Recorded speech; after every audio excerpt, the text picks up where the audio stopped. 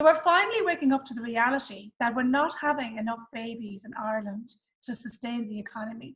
But the truth is that government policies have led us to the situation in the first place, and now they're going to make things even worse. Last night, RTE aired the documentary Fertility Shocks. You may have seen it, you may not have seen it, but it described the demographic crisis that Ireland faces and the fact that we're not replacing our population. Niamh is here to tell us more. So a lot of people will have seen the documentary last night, and just to recap, the math here is very simple. We need a fertility rate of 2.1 children per woman to replace our population. So the average Irish woman needs to have 2.1 children in order for our population just to be sustained. And why is this important? Like, why do the government and the media and everybody else and economists talk about fertility rates? It's really important because if we don't grow our population, we won't have economic growth. So if we don't grow our population, we don't have people to sell our goods and services to, we won't have a growing economy, we won't have careers, we won't have all of those things if we don't have enough children. And there's something else in the mix as well. We have an aging population. This is the first time we're really seeing this happening globally. We have an aging population, and the number of older people are growing because they're living longer.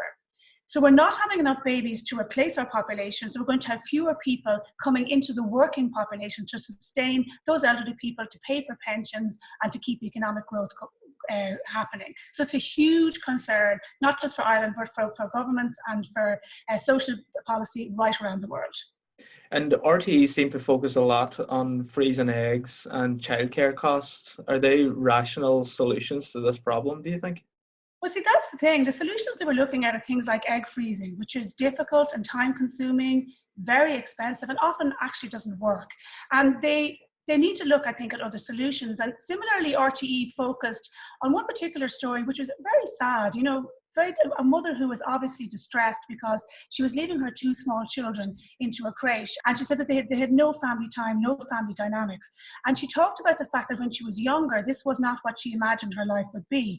And she imagined that she would have what her mother had, which was the opportunity to stay at home and to rear her children until they got older, and then herself and her husband could work.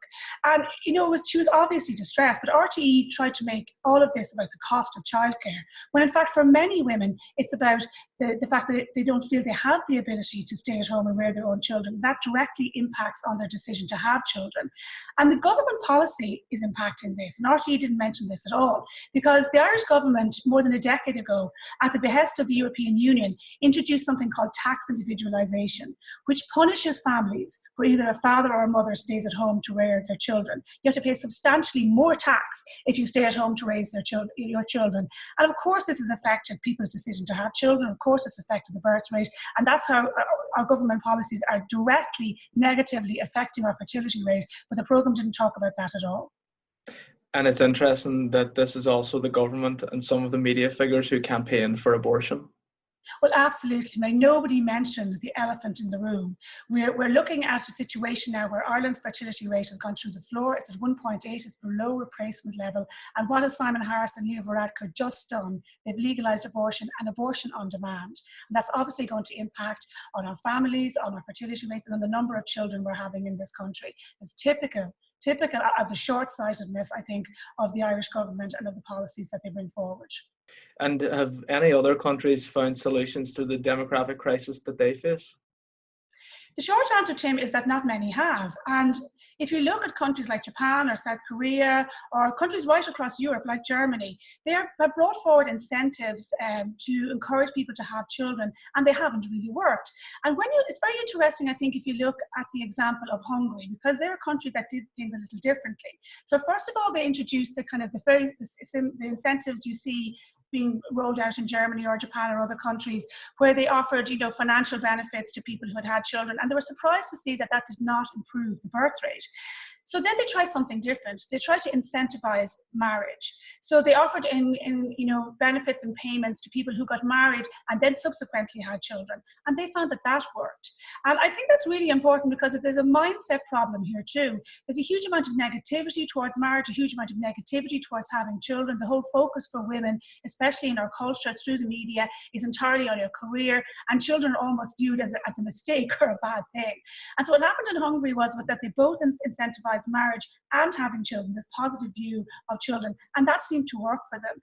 And I think it's extraordinary, just as you touched on earlier, if you look at Ireland, what are we doing here when we're facing a fertility crisis, where we just legalized abortion on demand, and we're about to vote in a referendum to make the breakdown of marriage, to make divorce even easier than it already is. I think it's so typically Irish. You know, we're always last to the party, and we're always last to learn from everybody else's mistakes.